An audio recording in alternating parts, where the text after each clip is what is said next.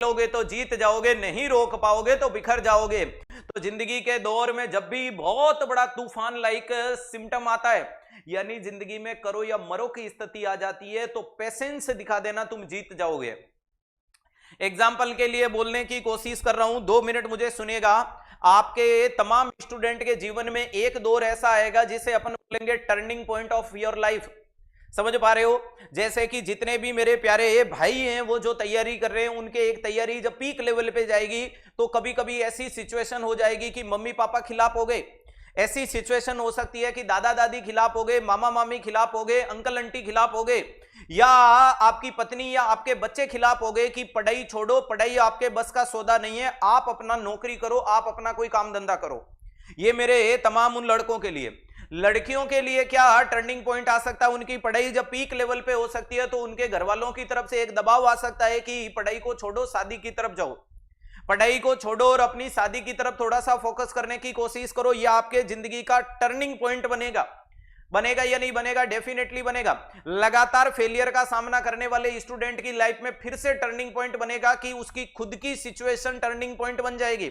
उसके रोजमर्रा जिंदगी के काम, उनके बीबी बच्चों को संभालना, उनके घर परिवार को संभालना, उस लेवल को संभालने के लिए उसके पास में पैसों की कमी चल रही है, बोले तो इकोनॉमिकल क्राइसिस, और उसकी जिंदगी में फिर से टर्निंग पॉइंट आ चुका है कि तैयारी को छोड़ और काम धंधा शुरू कर। उस टर्निंग पॉइंट के दौर में दिखाना है पेशेंस। कुछ टाइम बाद समय गुजर जाएगा। अगर आप इन तीनों सिचुएशन में, लड़के को माता पिता खिलाफ, मामा मामी खिलाफ, दादा दादी खिलाफ, भाई बहन खिलाफ, पति पत्नी, अरे सब खिलाफ चल रहे हैं, आपको न तो रेस्पॉन्ड करना है, न विरोध करना है, न हाँ में हाँ भरनी है। आपको पेशेंस के साथ अपनी पढ़ाई को कंटिन्यू कर लेना। मात्र 3 दिन, मैं वादा करता हूं वो सिचुएशन गुजर जाएगी और वापस सिचुएशन आएगी, वो सिलेक्शन के नाम की आएगी। क्लियर है? दूसरे नंबर पे वो तमाम मेरी बहनें जो तैयारी कर रही है और पीक लेवल की तैयारी पे पहुंचने पे उनके जिंदगी में ऐसा कुछ ऑब्स्ट्रक्शन आया कि या तो वो मैरिड है तो अपने बच्चे की जिम्मेदारियां नहीं संभालने में दिक्कत हुई, तो सास ससुर ने विरोध कर दिया, पति ने विरोध कर दिया, या इवन देन वो खुद एडजस्ट नहीं कर पा रही है, बहुत ज्यादा फ्रस्ट्रेटेड हो गई कि या तो मैं बच्चा संभाल पाऊंगी या मैं तैयारी कर पाऊंगी, तो तैयारी छोड़ देती हूं। या फिर वो बहन जो तैयारी के पीक लेवल पे थी और घर वालों ने बोला था कि इस तैयारी वैयारी को छोड़, अब तेरी सगाई करते हैं, तेरी शादी करते हैं। आपको चिंतित और विचलित नहीं होना है, आपको किसी को जवाब नहीं देना है, लेकिन पढ़ाई को छोड़ना नहीं है, पेशेंस दिखा देना। 3 दिन में सिचुएशन अंडर कंट्रोल आ जाएगी। लेकिन तुमने अगर बोल दिया, अगर तुमने अपनी रिएक्शन शो कर दी, तो तुम उस रिएक्शन को रिप्रेजेंट करने के चक्कर में खुद को ड्रॉ बैक कर लोगे। और तीसरे वो दोस्त जो ऑलरेडी शादीशुदा हैं, तैयारी कर रहे हैं और लगातार फेलियर का सामना करने के बाद जिंदगी की कोई ऐसी सिचुएशन आई, बड़ी सिचुएशन नहीं, छोटी सिचुएशन बड़ा इरिटेशन क्रिएट कर देती है। जैसे कि लगातार आप 5-6 एग्जाम, 10 एग्जाम में फेल हो, 30 साल की उम्र हो चुकी है, 3-4 साल का आपका बच्चा है और बच्चा इस बार बहुत ज्यादा बीमार है, उसको बुखार है, उसको नोजिया वोमिटिंग, उसको डायरिया हो रहा है। तुम इतने ज्यादा परेशान हो गए कि तुम्हें लगा कि यार छोड़ो इस पढ़ाई को, मैं तो पढ़ाई को छोड़ूंगा और वापस से कोई कामकाज शुरू करूंगा और घर परिवार की सेवा करूंगा, घर परिवार को संभालूंगा। नहीं मेरे दोस्त, इतने जल्दी डिसीजन नहीं लेने होते हैं। 3 दिन तुझे भी पेशेंस दिखा करके अपनी पढ़ाई को कंटिन्यू करना है। 3 दिन में सिचुएशन अंडर कंट्रोल आ जाएगी। लेकिन अगर उससे पहले तुमने तुम्हारा डिक्लेरेशन दे दिया तो तुम वापस उस परिस्थिति में जिंदगी में नहीं जा पाओगे। तो कोई परिस्थिति आए, कैसी भी परिस्थिति आए, पढ़ाई को छोड़ना नहीं है, पढ़ाई को छोड़ने के बारे में बोलना भी नहीं है, और सामने वाले को अपने लक्ष्य को ज्यादा बताने की जरूरत नहीं है। एक फेमस कोटेशन मैंने अभी आज के सेशन में पढ़ा था प्यारे दोस्तों, कि बड़े ड्रीम छोटे लोगों को नहीं बताने होते हैं। ये मान के चल लीजिएगा, बड़े ड्रीम बड़े लोगों को बताओ जो आपकी थॉट प्रोसेस को कोरिलेट करते हैं। यानी अगर तुम्हारा ख्वाब है प्यारे दोस्त 80,000 की सैलरी लाना, 1 लाख की सैलरी लाना, ये सपना उन्हीं लोगों को दिखाओ जो 1 लाख की सैलरी आज ले रहे हैं या 1 लाख की सैलरी डिजर्व करते हैं। उन लोगों के सामने ये बात मत रखो जिनकी खुद की सैलरी 20,000 30,000 है। उन लोगों को बताने से इस चीज का रत्ती भर फर्क नहीं पड़ता है, क्योंकि जिन्होंने जिंदगी में खुद ने 1 लाख सैलरी नहीं ली, उनको नहीं पता है कि 1 लाख की सैलरी क्या होती है, 1 लाख की सैलरी का थॉट क्या होता है, 1 लाख की सैलरी के लिए डिजर्व क्या करना पड़ता है, सेक्रीफाइस क्या करना पड़ता है, मेहनत क्या करनी पड़ती है।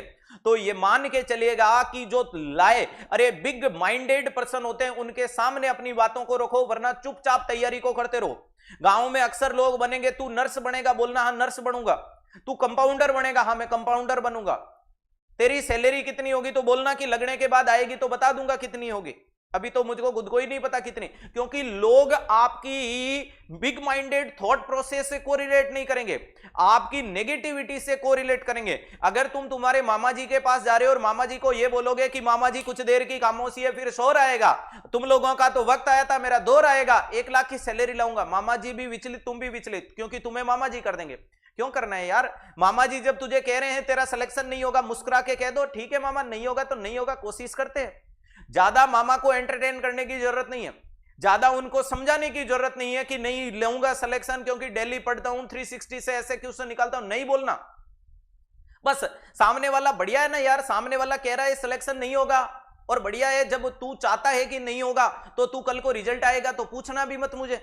तो अपनी तैयारी, अपने लक्ष्य और अपने पार्टीज को चेंज मत करना, क्योंकि लगातार इतनी मेहनत करके जिस मुकाम पे पहुंचे वापस से आने में भी उतना ही समय लगेगा और प्रॉपर आ नहीं पाओगे। लेकिन वहां पर अगर टिके रह गए तो मैदान जीत के दिखाओगे, तो पूरा कंक्लूजन ऑफ द लाइफ है। किसी को भी अपनी बड़ी थॉट उन लोगों को मत बताओ जिनकी छोटी सोच है, बड़ी थॉट बड़े लोगों को बताओ। मैं प्रॉमिस करता हूं किसी बड़े बिजनेसमैन को, बड़ी नौकरीदार को आप अपनी लाख रुपए की सैलरी बोलो, वो पॉजिटिव माइंड मेकअप के साथ बोलेगा वेल डन बेटा, वेल डन बेटा, तेरा पक्का होगा। और तेरे डेडिकेशन, तेरे सेक्रीफाइस को देख के मैं सैल्यूट करता हूं, तू मेहनत करना, तेरी मेहनत में कमी होगी तो मैं तुझे सपोर्ट करूंगा। ये बड़े लोग बताएंगे। जो खुद 10,000, 20,000, 25,000 की सैलरी लेते हैं, वो 1 लाख की सैलरी की लग्जरियस लाइफ को डिजर्व नहीं करते हैं और उसको कोरिलेट भी नहीं कर पाते हैं। इसीलिए तो अक्सर आपने कुछ लोगों को देखा होगा कि जो प्यारे दोस्तों, कोई व्यक्ति है जो सब्जी का ठेला लगा रहा है, उसका थॉट इतना ही है कि उसका बच्चा सब्जी की दुकान लगा ले, उससे बड़ा वो सोच नहीं पा रहा है। वो इतना बड़ा नहीं सोच पा रहा है कि मेरा बच्चा इस शहर का सब्जी मार्केट का किंग बन जाए, उतना कोरिलेट वो नहीं कर पा रहा है। क्योंकि वो ठेला लगा रहा है तो वो सोच रहा है कि मैं ठेले रेडी में घूम रहा हूं, मेरा बच्चा दुकान में आ जाए, इससे ज्यादा थॉट नहीं है। समझ पा रहे हो? जो बंदा, मान लीजिएगा कि कोई पुलिस कांस्टेबल है, तो उसका सोच इतना ही है कि उसका बच्चा क्या बन जाए, थानेदार बन जाए, उससे बड़ा सोच नहीं। उसका दिमाग ही नहीं है कि बच्चा आईपीएस बन जाए, वो जा ही नहीं पा रहा है वहां। समझ पा रहे हो? अगर कोई बंदा क्लर्क है, बाबू लगा हुआ है, तो उसका ख्वाब इसका इतना ही है कि उसका बच्चा टीचर बन जाए, उससे बड़ा वो सोच नहीं ला रहा है कि यार टीचर क्यों बन जाए, वो तो भैया जी यूपीएससी का चेयरमैन बन जाना चाहिए, आरपीएससी का चेयरमैन बन जाना चाहिए। बड़ी सोच वहीं पे रिप्रेजेंट करो जहां बड़ा लोग अपनी थॉट को कोरिलेट करते हैं। तो अपनी सोच बतानी नहीं है, अपने को ड्रॉबैक नहीं करना है, मैदान में टिक करके मैदान जीतने की कोशिश करनी है। Right answer